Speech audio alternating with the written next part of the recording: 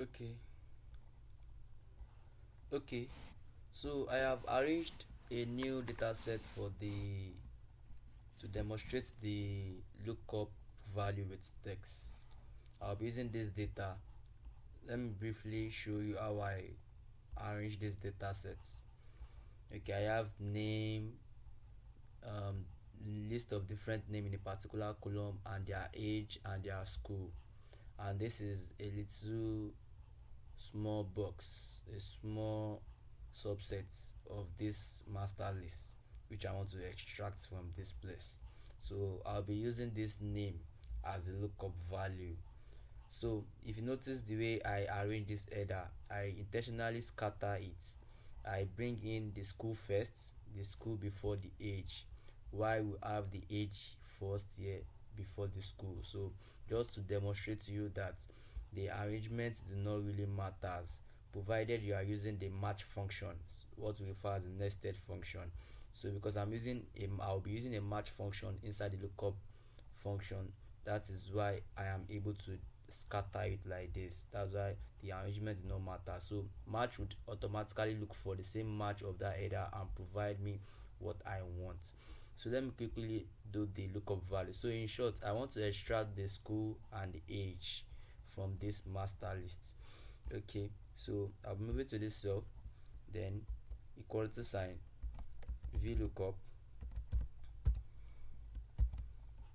This is my lookup value which I'm returning.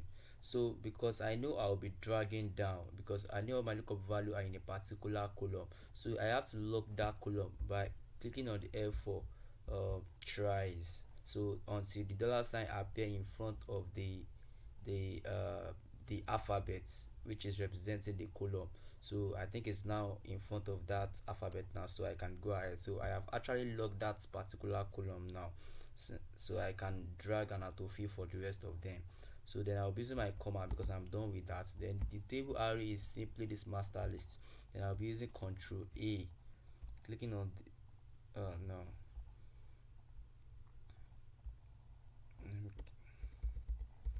so my table array is all this table, this master list. So Control Shift right arrow first, Control Shift down arrow. So I've selected the whole of that master list.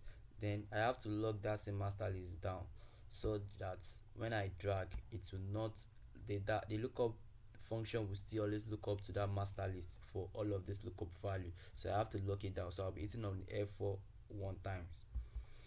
Okay, so okay, that's done. Then I'll be using the comma again. Then I'm having column index match, column index number.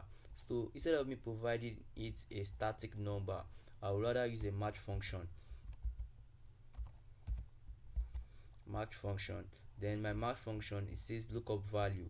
This is my lookup value which I want to return for that column. So and because I know I still have to return the age as well after the school, so I'll simply log that particular row. Then I'll be using the F4 again. So my uh, dollar sign is now in front of the 4, so that's in the front of what is representing that row. So I think I'm okay now. So then I'll be using a comma. Then what is my lookup array? Then this is the lookup array where it will be picking that header from. So I'm clicking on the first one, holding Control Shift right arrow. Then I have to log that same header down. I've logged the whole of that header down. Then using a comma, then I'm done with that one. Then it says what do I which number I need to provide a number which stands for exact match, less than or greater than. So I will simply be using 0 for the exact match. So I close the parentheses for the match. Then I'm back to the lookup value function. So then I still use a comma again to tell the lookup function that I'm done with the column index number. Then I still have to provide true or false, where I'll be providing false for the exact match. So close my parentheses, then I use enter. So you can see I return Yakub Lasu, Yakub Lasu. So, instead of me doing the same thing for this age, I will simply drag for the age and I get the answer for this. So Yakub Lasu, then age 23. That's very correct. So to get the rest, simply because I have logged the appropriate place very well, I can quickly autofill and get the answer for the rest of them. So I'll just simply drag down or I double tap that edge. That's all. So you can see you can simply use a text to as a lookup value. I hope this lesson is clear, bro.